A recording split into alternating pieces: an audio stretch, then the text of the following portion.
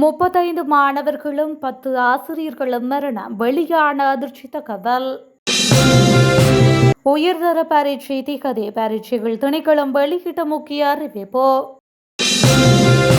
சேதப்படுத்தப்பட்ட அணையா விளக்கு நினைவு தோபி. கடத்தொழில் அமைச்சர் கண்டனம்.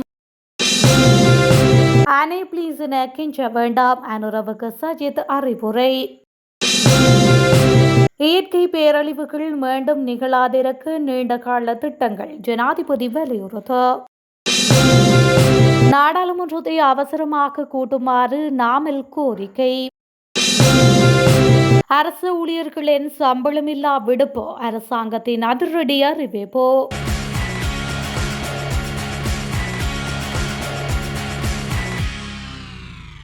வெள்ளம் மற்றும் மண் சரிவு காரணமாக கண்டி மாவட்டத்தில் 35 பாடசாலை மாணவர்களும் 10 ஆசிரியர்களும் உயிரிழந்துள்ளதாக மத்திய மாகாண கல்வி பணிப்பாளர் நிகழ் அல்கஹோன் தெரிவித்துள்ளார். மாத்தளை மாவட்டத்தில் பாடசாலை மாணவர் உயிரிழந்துள்ளதாகவும் நுவரெலியா மாவட்டத்தில் தற்பொழுது தகவல்கள் சேகரிக்கப்பட்டு வருவதாகவும் அவர் கூறியுள்ளார். காணாமல் போன மாணவர்கள் மற்றும் ஆசிரியர்கள் குறித்த தகவல்கள் இன்னும் உறுதிப்படுத்தப்படவில்லை என அவர் குறிப்பிட்டுள்ளார். கண்டி மாவட்டத்தில் 97,850 மாணவர்கள் பேரிடரால் பாதிக்கப்பட்டுள்ளதாகவும் அவர் சுட்டிக்காட்டியுள்ளார். மாத்தளை மாவட்டத்தில் 8,500 மாணவர்கள் பாதிக்கப்பட்டுள்ளதாகவும் நுவரெலியா மாவட்டத்திற்கான புள்ளி விவரங்கள் தற்போது கணக்கிடப்பட்டு வருவதாகவும் அவர் குறிப்பிட்டுள்ளார். கண்டி மாவட்டத்தில் 130 பாடசாலைகள் பாதிக்கப்பட்டுள்ளதாக மத்திய மாகாண கல்வி பணிப்பாளர் குறிப்பிட்டுள்ளார். தற்பொழுது அதிக எண்ணிக்கையிலான பாடசாலை மாணவர்கள் இடம்பெயர்வு முகாம்களில் உள்ளனர். மேலும் 16ஆம் தேதி பாடசாலைகள் மீள திறக்கப்படுவதால் அவர்களுக்கு அருகில் உள்ள பாடசாலைகளுக்கு சென்று கல்வி கேட்க வாய்ப்பு வழங்கப்பட்டுள்ளது என அவர் மேலும் தெரிவித்துள்ளார். உயர்தர பரீட்சைக்கு எஞ்சிய பகுதி ஜனவரி மாதத்திற்குள் கட்டாயம் நடாத்தப்படும் என்றும் மாணவர்கள் திகதி அறிவிப்புக்காக காத்திருக்காமல் ஜனவரியை இலக்காக கொண்டு தயாராகுமாறும் பரீட்சை திணைக்களம் வேண்டுகோள் விடுத்துள்ளது. குறித்த அறிவிப்பை பரீட்சைகள் ஆணையாளர் நாயகம் வெளியிட்டுள்ளார். இந்த நிலையில் பாதிக்கப்பட்ட மாணவர்களின் துல்லியமான தரவுகள் கிடைத்த பின்னரே பரீட்சையை நடாத்த முடியும் எனவும் அவர் தெரிவித்துள்ளார். எனவே ஜனவரிக்குள் அனைத்து தரவுகளையும் துரிதமாக சேகரிக்கும் பணி நடைபெற்று வருவதாக பரீட்சைகள் ஆணையாளர் நாயகம் குறிப்பிட்டுள்ளார். மேலும் அனர்த்தத்தால் பாதிக்கப்பட்டுள்ள உயர்தர பரீட்சைக்கு தோற்றும் பாடசாலை மற்றும் தனிப்பட்ட பரீட்சார்த்திகள் குறித்த தகவல்கள் தெரிந்தால் அருகில் உள்ள பிரதேச கல்வி அலுவலகத்துக்கோ அல்லது 1911 என்ற அவசர தொலைபேசி இலக்கத்துக்கோ அறிவிக்குமாறு பரீட்சைகள் ஆணையாளர் நாயகம் கோரிக்கை விடுத்துள்ளார். அத்துடன் தற்பொழுது பாதுகாப்பு மையங்களில் தங்கியுள்ள உயர்தர பரீட்சை மாணவர்களுக்கு தேவையான அதிகபட்ச வசதிகளை வழங்க உதவுமாறும் அனைத்து தரப்பினரிடமும் அவர் வலியுறுத்தியுள்ளார். செம்மணிக்கில் அமைந்துள்ள அணையா விளக்கு நினைவு தூபி சேதப்படுத்தப்பட்ட நடவடிக்கை குறித்து கடத்தொழில் மற்றும் நேரியல் கடல் வளங்கள் அமைச்சர் ராமலிங்கம் சந்திரசேகர் கடும் கண்டனம் வெளியிட்டுள்ளார். பாதிக்கப்பட்ட மக்களின் உணர்வுகளையும் வரலாற்றை நினைவுகளையும் பிரதிபலிக்கும் முக்கியமான அடையாளமாக அமைந்துள்ள இந்த தூபியை குறிவைத்து மேற்கொள்ளப்பட்ட சேதம் சமூக ஒற்றுமைக்கும் ஜனநாயக மதிப்புகளுக்கும் எதிரானது என்று அவர் தெரிவித்துள்ளார். இந்த குற்ற செயலில் ஈடுபட்டவர்களை விரைவில் அடையாளம் காண வேண்டிய கட்டாயம் இருப்பதாகவும் அதற்கான தகுந்த நடவடிக்கைகளை மேற்கொள்ளுமாறும் சம்பந்தப்பட்ட அதிகாரிகளுக்கு அவர் ஆலோசனை வழங்கியுள்ளதாகவும் குறிப்பிட்டுள்ளார். யாழ்ப்பாணத்தில் நிலவும் அமைதி மற்றும் சமூக ஒற்றுமையை எந்தவிதமான எதிர்மறை கைகளும் பாதிக்க அரசு அனுமதிக்காது. மக்களின் உணர்வுகளை புண்படுத்தும் இப்படியான நடவடிக்கைகளை தடுக்க சமூக ஒத்துழைப்பும் அவசியம் எனவும் சந்திரசேகர் வலியுறுத்தியுள்ளார்.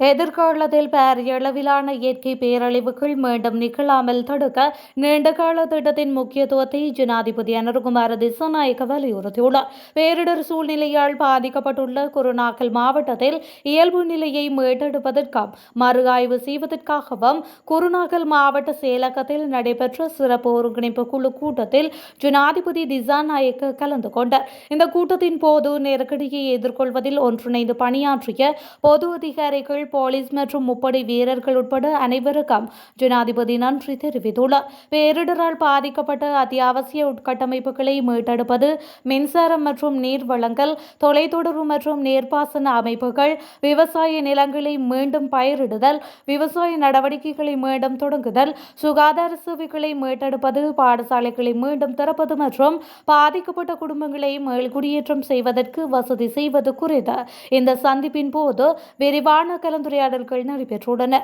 இந்த நிலையில் அங்கீகரிக்கப்படாத கட்டுமானங்களை இந்த சூழ்நிலையிலும் அனுமதிக்க கூடாது என்றும் அத்தகைய நடவடிக்கைகளை தடுக்க தொடர்புடைய சட்டங்கள் வலுப்படுத்தப்படும் என்றும் ஜனாதிபதி திசாநாயக்க மேலும் வலியுறுத்தியுள்ளார். நிவாரணம் மற்றும் மேல்கட்டுமான பணிகளை அனேபிளிஸ் என கெஞ்சிக் கொண்டிருக்காமல் அரசாங்கம் விரைவுபடுத்த வேண்டும் என எதிர்க்கட்சித் தலைவர் சஜித் பிரேமதாச தெரிவித்துள்ளார். அண்மையில் நாடாளுமன்றத்தில் உரையாற்றிய போது ஜனாதிபதி அனுர்குமார் திசாநாயக்க சஜித் பிரேமதாச பதிலளிக்க எழுந்த தருணத்தில் அனேபிளிஸ் என்று கூறியது தொடர்பாக அவர் இவ்வாறு விமர்சித்துள்ளார். இந்த சம்பவம் கடந்த வாரம் நாடாளுமன்றத்தில் இடம்பெற்றதாகவும் அவர் நினைவூட்டியுள்ளார். அனர்த்தத்தினால் பாதிக்கப்பட்ட மக்களை சந்தித்ததன் பின்னர் ஊடகவியலாளர்களுக்கு கருத்து தெரிவித்த போது அவர் இதனை குறிப்பிட்டுள்ளார். அத்துடன் சர்வதேச நாணய நிதியத்தின் ஒப்பந்தம் மறுபரிசீலனை செய்யப்பட வேண்டும் என்பதையும் அவர் மீண்டும் வலியுறுத்தியுள்ளார்.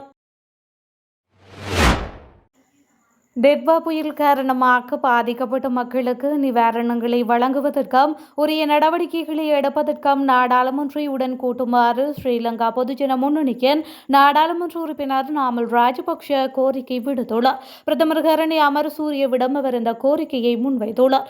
நாடாளுமன்ற நிலையற் கட்டளை 16 அடிப்படையில் பிரதமருக்கான அதிகாரங்களின் பிரகாரம் நாடாளுமன்றத்தை கூட்ட முடியும் என அவர் தெரிவித்துள்ளார். அண்மைய நாட்களில் நாட்டில் நிலவிய சீரற்ற காலநிலை காரணமாக மழை வெள்ளம் மண் சரிவு காரணமாக பாதிப்பு ஏற்பட்டதுடன் உயிர் மற்றும் உடைமை சேதங்கள் ஏற்பட்டிருந்தன.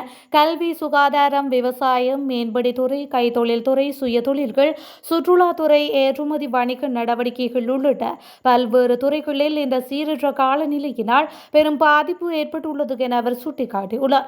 இந்த பாதிப்புகள் மக்களின் வாழ்க்கையைப் போலவே நாட்டின் பொருளாதாரத்தையும் மோசமாக பாதித்துள்ளது என அவர் தெரிவித்துள்ளார். இந்த பாதிப்புகள் தொடர்பில் இதுவரையில் உரிய மதிப்பீடுகள் மேற்கொள்ளப்படவில்லை என அவர் சுட்டிக்காட்டியுள்ளார்.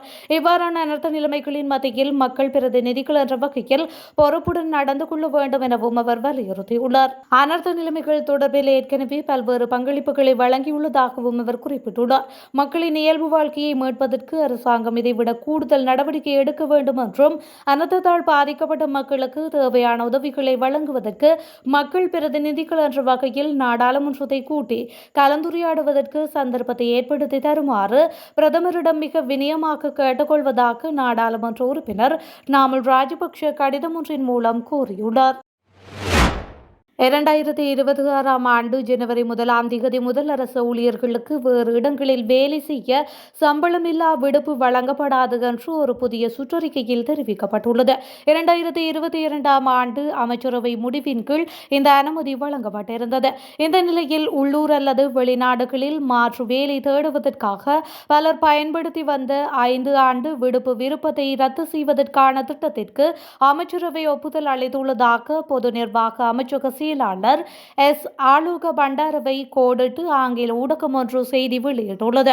குறித்த சிறப்பு விடுப்பை முடிவுக்கு கொண்டுவரும் சுற்றறிக்கை இந்த வாரம் வெளியிடப்பட்டதாகவும் அவர் குறிப்பிட்டுள்ளார். இதேவேளை ஏற்கனவே அத்தகைய விடுப்பை பெற்றவர்களுக்கு விடுப்பு நீடிப்பு இருக்காது என்றும் புதிய விண்ணப்பங்களும் இனி பரிசீலிக்கப்படாது என்றும் அவர் கூறியுள்ளார். பொருளாதார நெருக்கடிக்கு மத்தியில் 2022 ஆண்டில் 5 ஆண்டு சம்பளமில்லா விடுப்பு வழங்க அமைச்சரவை முடிவு எடுக்கப்பட்டது. ஓய்வூதியம் பெறும் அதிகாரிகளுக்கு அவர்களின் மூப்புக்கு எவ்வித பாரபட்சமும் இல்லாமல் விடுப்பு வழங்கப்பட்டது. இந்த வசதியை பயன்படுத்தி சென்ற மருத்துவர்கள் மற்றும் பொறியியலாளர்கள் போன்ற நிபுணர்கள் நாட்டில் இருந்து வெளியேறியுள்ளனர். இதன் காரணமாக இப்போது அரசு துறையில் குறித்த நிபுணர்களுக்கான பாரிய வெற்றிடம் ஏற்பட்டுள்ளது.